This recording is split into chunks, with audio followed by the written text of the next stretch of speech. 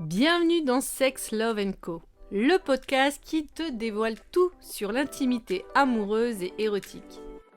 Ici, on brise les tabous pour t'accompagner vers une sexualité épanouie et des relations amoureuses éblouissantes. Envie d'enrichir ta vie intime, renforcer ta complicité ou dépasser les blocages liés à ta sexualité? Tu es au bon endroit. Je suis Gwenaëlle Derost, sexothérapeute, et à chaque épisode, je te partage mon expertise, des témoignages inspirants et des outils concrets pour transformer ta vie intime. On parle de tout ce dont on ose discuter: sexualité, amour, plaisir, désir, érotisme. Ensemble, nous allons lever les tabous pour t'aider à faire briller ta vie intime et amoureuse. Alors, prêt ou prête pour ce voyage intime ? Hello, bienvenue dans ce nouvel épisode de Sex, Love Co. Et aujourd'hui, je voulais te parler d'un sujet qui me titille depuis un certain temps et que une de mes patientes me dit: Gwen, s'il te plaît, fais-en un podcast parce que c'est un sujet, moi, qui me traverse et qui m'aide quand on en parle ensemble de comprendre un peu mieux qui je suis et comment je me définis dans mon intimité, qui est le polyamour.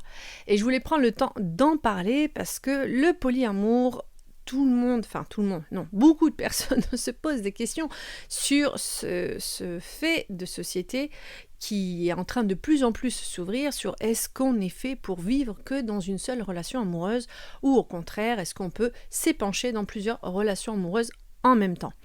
Et c'est intéressant parce que moi-même, je me suis posé la question à un moment donné dans ma vie, puisque voyant que les relations hétéro-normées, pour ma part hétérosexuelles, me nourrissaient, certes, mais que je voyais que c'était difficile de retrouver une relation dite sérieuse, c'est-à-dire engagée et engageante, je me dis peut-être que si je vais chercher dans plusieurs terrains en même temps, je vais être sûrement plus épanouie que d'attendre sagement que l'amour toque à ma porte, bien que j'aille le chercher vaillamment. Et c'était très intéressant parce que ça m'a aussi remis en question sur la notion du couple. Le couple hétéronormé, pour ma part, puisque je suis hétérosexuelle à grande majorité, et dans la normalisation aussi de ce qu'on fait du couple aujourd'hui dans notre société, qui est évidemment construite sur les conditionnements, les injonctions et les croyances du passé, sur la notion du couple. Donc c'est hyper intéressant de se poser la question en fait de ce polyamour, qu'est-ce qu'il veut vraiment dire en fait dans notre société aujourd'hui ? Pourquoi aujourd'hui il y aura beaucoup de personnes qui vont avoir tendance à parler de polyamour, là où moi je vois très souvent un besoin corporel que du coup je vais définir comme du polyérotisme. C'est-à-dire qu'il y a un besoin de s'épancher avec plusieurs personnes, pas en même temps forcément, bien entendu, mais de s'épancher avec plusieurs personnes pour être nourri pleinement dans l'acte érotique, puisque le corps a des besoins spécifiques que parfois sa partenaire ne peut pas apporter pour des raisons juste de langage érotique ou aussi parce qu'on n'a pas tous les outils d'exploration et on n'a pas tous les mêmes désirs et besoins dans la sexualité. Et donc du coup, aujourd'hui peut-être qu'on va appeler ça aussi un besoin de rentrer en relation multi-partenaires, pluripartenaires, et qu'on va appeler ça peut-être du polyamour. Moi, je me suis vraiment posé la question si en fait c'est pas du polyérotisme, un besoin d'expansion et d'épanchement du corps. C'est que des questions que je pose ici, il n'y a pas de vérité en soi. Parce que ce que je te dis là maintenant, c'est ma réflexion d'aujourd'hui. Peut-être que cette réflexion évoluera dans 5, 10 ans ou dans quelques mois. Et j'en ai rencontré des personnes qui sont dans le polyamour et j'ai trouvé toujours ça très intéressant d'écouter leur expérience parce que ça a pu, m'apporter un enrichissement personnel puisque moi, je ne l'ai jamais expérimenté. Parce que je pense que j'aurais trop du mal à vouloir, tout simplement. Déjà que je trouve qu'une relation c'est dur, alors plusieurs en même temps, et c'est là où justement moi je vais t'amener tous ces questionnements, est-ce que c'est vraiment du polyamour en fait ? Donc voilà. Ce qui veut dire, c'est que moi je suis hyper preneuse sur tes réflexions personnelles, si en plus tu es une personne qui est dans le polyamour, bien partage-moi ton expérience, dis-moi comment toi tu le vis, comment tu travailles ces différents liens, c'est hyper intéressant et pourquoi pas du coup rebondir sur un prochain podcast sur le sujet avec vos partages, ça pourra que enrichir un panel d'expériences qui peut permettre aux personnes qui s'interrogent sur ce lien, sur le lien de l'amour, comment il se construit, est-ce qu'il est unilatéral ou est plurilatéral, unidirectionnel ou pluridirectionnel, ça c'est vraiment une très très grande question qu'on pourrait poser et en philosopher des heures et des heures. Moi là je vais t'amener du coup plutôt une forme de structure, de pensée, de réflexion que moi je me fais et qui est pas figée du coup. Vraiment c'est vraiment pas figé, ça peut être hyper, facilement un sujet à débattre, on peut vraiment amener plein de réflexions je dirais à partir de ce que je vais amener et donc au plaisir de partager sur le sujet. Je vais d'abord, pour ceux ou celles qui ne connaissent pas, ce que c'est que le polyamour, ce que c'est, et du coup comment moi je qualifie plutôt le polyamour versus polyérotisme. Donc le polyamour, c'est ce potentiel, parce que pour moi je trouve que c'est un puissance de potentiel, une capacité à pouvoir tisser des liens amoureux avec plusieurs partenaires. C'est-à-dire que dans une semaine, si je devais le mettre en rationalité pragmatique dans le quotidien, je pourrais avoir 1, 2 ou 3 amoureux. Et qui fait que j'interagis avec ces 1 ou 2 ou 3 amoureux dans la semaine en les voyant ou en les textotant ou peut-être qu'ils habitent dans un autre pays ou dans une autre ville, peu importe. Mais en tout cas, qu'il y a un lien qui est tissé ensemble et où on a ensemble établi un cadre sécurisant. Ça, ce qui est vraiment très chouette d'ailleurs dans le polyamour, c'est qu'il y a beaucoup de communication, forcément, puisqu'on établit des liens, multidirectionnels et pluriels, donc c'est hyper important. Et où, du coup, on va se permettre d'autoriser à l'autre d'avoir d'autres relations amoureuses comme soi. Et parfois pas. Parfois, celui ou celle qui désire vivre le polyamour peut autoriser à l'autre d'être dans un polyamour, mais pas soi-même. Et on peut avoir, c'est pas figé, c'est-à-dire on peut avoir d'un coup envie, puis d'un coup plus envie. C'est vraiment pas figé dans la structure et dans l'espace et dans le temps.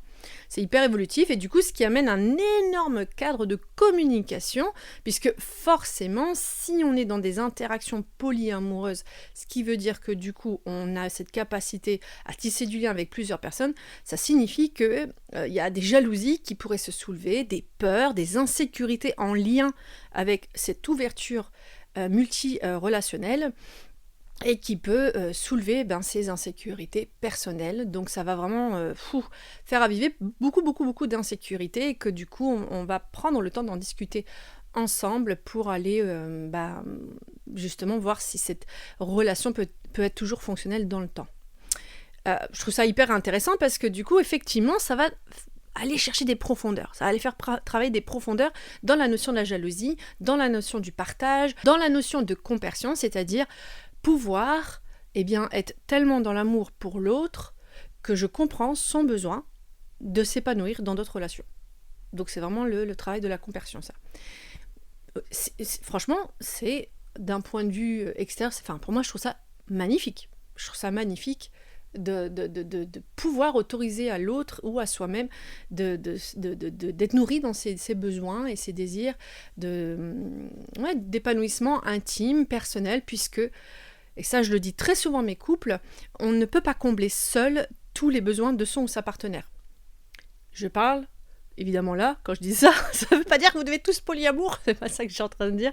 Je suis juste en train de dire que ça veut dire qu'il faut apprendre à se nourrir dans d'autres planètes autres que la planète couple, qui peut être les activités, la relation sociale, les relations de curiosité, aventure, voyage, personnel, bref, il y a plein d'autres types de nourriture que d'être forcément dans une interaction amoureuse avec une autre personne pour être nourri pleinement.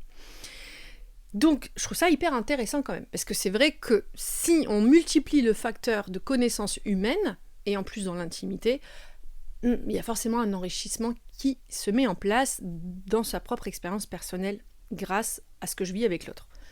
Donc c'est vrai que sur papier, c'est hyper chouette. Je trouve ça chouette. Mais non, je te dis pas que moi je suis capable de le vivre. Parce que pour moi, pour ma part, c'est là où du coup, moi, je mets un énorme bémol. C'est que pour ma part, une punaise de relation avec quelqu'un, waouh, c'est de l'énergie, hein. C'est de l'énergie, c'est de l'investissement, c'est de l'engagement. Et ça signifie aussi qu'on s'autorise à voir le moche chez soi et chez l'autre dans la relation. C'est-à-dire qu'on risque de se blesser. On risque d'avoir des rancunes, des rancœurs, qu'on doit apprendre d'ailleurs à travailler pour réparer ce qui a peut-être été cassé ou brisé un moment dans le couple, parce que quand on est ensemble, dans l'interaction du quotidien, et c'est là où je mets un bémol avec le polyamour, parce qu'il n'y a pas de quotidien, on prend que le meilleur en fait. Même si, oui, ça va titiller des choses et qu'on va prendre le temps d'en parler, mais on prend que le meilleur, parce que le quotidien, c'est ce qui blesse le couple. De voir, je dirais, les couches et les couches de l'autre, et les couches de soi dans ses profondeurs, dans ses limbes émotionnelles, ses limbes égotiques, et ben c'est waouh, c'est énorme. Et que du coup, la puissance d'une relation monogame, je dirais, du coup, plutôt que polygame, puisque polyamour, c'est la polygamie en clair, qui n'est pas officialisée en fait. Mais je trouve ça hyper intéressant parce que quand on est vraiment dans la monogamie, il y a cette punaise recherche de toujours tisser du lien, même là quand tout pourrait nous séparer. Et je trouve ça oufissime, alors que peut-être que dans le polyamour, on va sentir que l'autre a envie d'un peu plus ou qu'il y a trop d'insécurité. Bon, peut-être que alors, c'est-à-dire qu'on n'est pas fait pour être ensemble. Je fais peut-être un shortcut, peut-être que c'est un court-circuit total de ce que je dis, et moi, j'ai hâte de lire des expériences de polyamour où ça fait très très longtemps que vous êtes ensemble. Vraiment. Mais pour ça, j'appellerais ça autrement. Mais on verra. C'est juste parce qu'on a besoin de mettre des étiquettes sur ce qu'on vit. Mais je vais justement étayer ça juste après. Mais c'est hyper intéressant. Pour moi, une relation amoureuse, elle peut se définir de tellement de manières. Une relation de couple peut se définir de tellement de manières. Mais est-ce que finalement, c'est pas une fuite que de pas essayer de s'engager avec quelqu'un en s'ouvrant à plusieurs types de relations? Parce qu'il y a une peur de l'attachement. Et auquel cas, ça fait partie des styles de l'attachement, c'est-à-dire qu'on a tellement peur d'être jugé, d'être vu, tel que je suis, dans mes profondeurs, mes mochetés, mes ténèbres, mon vouloir de pas forcément abandonner ma part de mon territoire pour t'en donner à toi. Est-ce que c'est pas une fuite dans vraiment créer de l'intimité relationnelle? Parce que ça prend du temps. C'est énormément d'investissement et c'est énormément d'énergie, mais qui est beau en même temps. Parce que là aussi, on va vraiment travailler d'autres types d'insécurité qui sont très, très, très profondes, puisqu'elles sont aussi liées à l'enfance. Et donc, je me dis que le business model aussi de la monogamie, alors quand je dis monogamie, je vais plutôt je mets des guillemets, quand je dis monogamie, mais plutôt plutôt de relationner qu'avec une seule personne, je vais appeler ça plus justement. Est-ce que c'est pas justement plus dur, où on rame, et que des fois on a envie de arrêter parce que c'est trop dur, mais on se dit mais non, parce que avec toi, je me reconnais dans plein de choses, je vois des valeurs que je m'amène, que tu m'amènes, qu'on s'amène, et je vois vraiment des projets qu'on peut faire ensemble, puisqu'il y a ce lien du corps, ce lien du cœur, de l'âme, de l'esprit, et c'est ça qui est aussi très très très chouette, et surtout quand on comprend et on connaît comment fonctionne une relation de couple dans tous ses tenants et aboutissants. Et pour ça, n'hésitez pas à aller, par prévention, faire des thérapies de couple, même si tout va bien, soi-disant, dans votre relation. C'est là où il faut aller chercher. N'attendez pas la cata pour faire que votre couple fonctionne toujours. Mais là où je veux en venir, c'est que ça, c'est pour moi de la profondeur relationnelle. Je dis pas que le polyamour, c'est pas. Il y en a aussi. Attention, je mets des gros guillemets dans tout ce que je dis. Je vous dis, c'est des pistes de réflexion. Et du coup, pour moi, le polyamour, c'est une forme de... Dans ce que j'ai entendu comme expérience, de déguisement un peu, de fuite en avant sur le fait de peut-être pas assumer, déjà peut-être la peur de l'attachement, mais mon besoin d'être nourrie dans le corps. Peut-être que c'est du polyérotisme que je vis. J'ai peut-être besoin d'être nourrie par plusieurs personnes dans le corps, et ce qui est ok, et que je peux reconnaître en une seule personne cette intimité profonde, émotionnelle et affective. Mais que potentiellement, elle ne me comble pas dans tous mes besoins sexuels et intimes corporels. Ce qui peut être même d'ailleurs très sûr, parce que c'est la grande problématique de la plupart des couples, et qui fait qu'il y en a un ou une qui divague dans la relation et qui va tromper, puisqu'on n'autorise pas justement cette ouverture dans le couple, puisque c'est hétéronormé, ou bien, je dirais, pour les relations aussi bi ou homo, eh bien tout simplement des relations normées de couple où en fait on ne permet pas eh bien que l'autre puisse s'épanouir dans d'autres relations érotiques. Donc c'est là où en fait moi je suis un petit peu partagée entre polyamour ou plutôt du polyérotisme. Peut-être que ça fait peur de s'engager totalement à un autre ou une autre personne que soi dans l'intimité émotionnelle. En multipliant les partenaires, bien qu'on donne aussi de l'énergie à poser le cadre structurel, à être dans une relation qui doit être nourrie qu'un minimum, sinon elle ne peut pas exister, ça c'est sûr, par la proximité ou des messages ou du corps, est-ce que en fait d'échapper au quotidien dans la relation de couple, eh bien en fait on n'échappe pas en fait au fait de ne pas vouloir plutôt d'être dans une relation de ce que j'appelle du quotidien, de la routine en fait. Et attention, hein, moi je suis pour les questionnements sur comment on peut repositionner le couple. Parce que ça c'est aussi là où je voudrais en venir, c'est que évidemment que les normes sociales et sociétales sur ce que doit être un couple pourrit le couple. On est juste bien d'accord. Et que en plus le couple a beaucoup évolué dans les 2 derniers siècles qui viennent d'arriver, puisque maintenant on se marie par amour, beaucoup moins par arrangement, chose qui était très présente dans nos sociétés européennes au XVIIIe siècle et qu'il est encore dans d'autres sociétés, et que cette nouvelle notion de l'amour, c'est-à-dire je me mets avec toi par amour, amène des nouveaux repositionnements dans la relation de couple. Parce qu'avant, dans les relations de couple arrangées, il y avait beaucoup d'infidélité, mais c'était tacite, hein, c'était permis, quoi. Il y avait des petits contrats tacites entre nous. Moins chez la femme, bien entendu, puisque la femme doit être vierge de tout rapport. Mais je veux dire, il y avait quand même tout ça, c'était sous-entendu, en fait, parce qu'on savait qu'on se mariait par convention.